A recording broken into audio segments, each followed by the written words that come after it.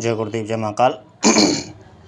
आज मैं आपको माता भुवनेश्वरी का बीज मंत्र दे रहा हूँ और अपने आप में ये बहुत महत्वपूर्ण मंत्र माना जाता है। इसकी जप संख्या वैसे तो 32 लाख बताई जाती है, लेकिन फिर भी इससे पहले भी भुवनेश्वरी जो माता है, जो 32 लाख की जो सब जप संख्या है, उसमें तो प्रत्यक्ष दर्शन कहा गया है माता भुवनेश्वरी का कि 32 लाख जप संख्या पूर्ण हो जाने पर और माता का प्रत्यक्ष दर्शन होता है। लेकिन हर साधक को इस हिसाब से नहीं सोचना चाहिए और उस दूसरे हिसाब से इस मंत्र को सोचना चाहिए और दूसरे हिसाब से इस मंत्र को लेना चाहिए।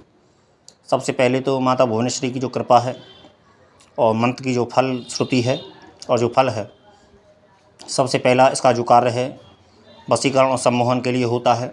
ये साधक लोग ज़्यादा जानते हैं, जो साधक होते हैं आमतौर पर वो लोग वशीकरण और सम्मोहन का ज़्यादा अर्थ जानते हैं, लेकिन फिर भी कहीं ना कहीं एक सामान्य मानव को वशीकरण और सम्मोहन की एक आवश्यकता होती है समाज में आकर्षण की। तो उसके लिए तो ये परिपक्व है ही मंत्र और अचूक है ही मंत्र, लेकिन इसके और भी वो हैं फल जो इस तरीके से हैं कि जो धनवान ना हो या फिर जो धंधे वगैरह में जो रोज़गार वगैरह की जो समस्या हो या फिर एक जिसे दरिद्र कहा जाता है उसके लिए भी है, और जिसको समाज में मान सम्मान ना मिलता हो और जो गुणवान ना हो व्यक्ति, उसके लिए गुण उसके अंदर पैदा हो जाते हैं। जिसका मान ना हो सम्मान में, उसका सम्मान हो जाता है। और दीर्घायु और जो वाक सिद्धि जो बोलते हैं वो भी, और जिन माताओं को वंध्या कहा जाता है या फिर कोक वंध्या कहा जाता है या फिर जिनके पुत्र मर जाते हैं, और तो ऐसी भी समस्याएं इस मंत्र से सॉल्व हो जाती हैं। और भी अनेक इसके दुर्भाग्य है, जो दुर्भाग्य पीड़ित, जो दुर्भाग्य जो बोलते हैं कि जिसको भाग्य जिसका साथ ना देता हो, उसकी भी समस्या सॉल्व होती है। और अपने आप में इतना